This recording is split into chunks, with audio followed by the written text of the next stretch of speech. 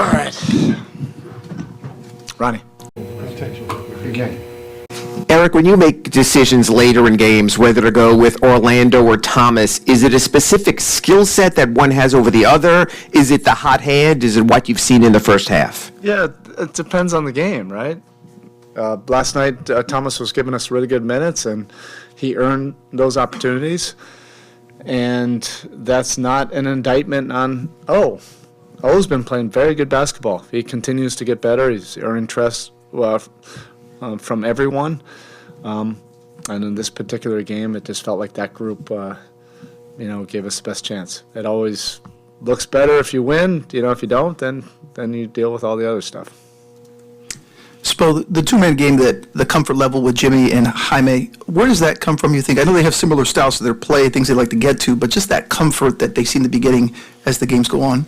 Sometimes you can't really quantify it or explain it. Sometimes the synergy and connectivity happens, and we noticed that early on. They're both similar, but they are different. I think that's key, that they complement each other and they view the game similarly. That always helps if you have high IQ players that understand spacing, understand coverages, understand how to attack, how to get out of the way, how to complement the other guy, and that synergy has been very important to our team.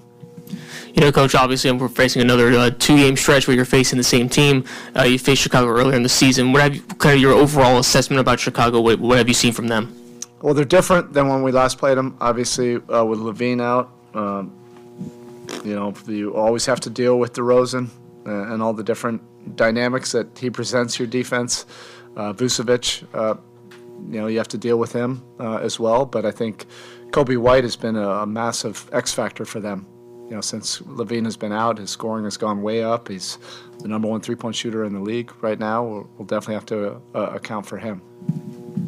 Coach, the Bulls announced, good to see you. Hey. It's okay. Go ahead, Chuck. The Ring of Honor, and they're celebrating the 72-10 team. As a young man growing up in Portland, thank you. As a young man growing up in Portland during that era of basketball, what impact do you think that team made on you as a fan or you as a competitor as you reflect on the NBA? Well, that team, I was a video coordinator, and we faced that team in the playoffs.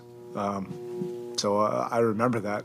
I remember going into that arena, and I never came out, to watch games. I just watched the intro, and you could feel all of it, from that. But that was an amazing time for the league. That was also one of the most exciting times for our franchise. You just felt like with Mickey and Pat that something great was happening.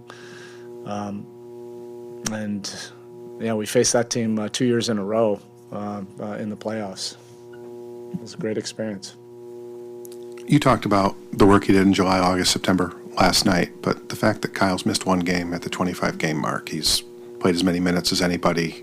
He leaves his fingerprint on not just every game, but almost every play. The fact that he hasn't said, I need a night off here and there, I'm at 37, just what's that say about where he's at and what the want still is with him? Yeah, there's a couple different things there. One, that he put in the time. I mentioned that last night. During the off season, he was healthy going into the season, into the off season, so he was really able to train and prepare for this season. And he understands, as well as anybody, that Father Time is the ultimate opponent, and you do have to adapt as you get older. The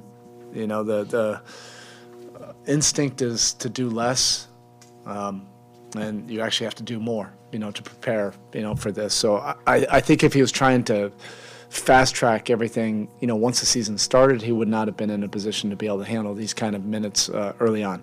The second thing is Kyle is just a winner. So he understands that, we have guys out.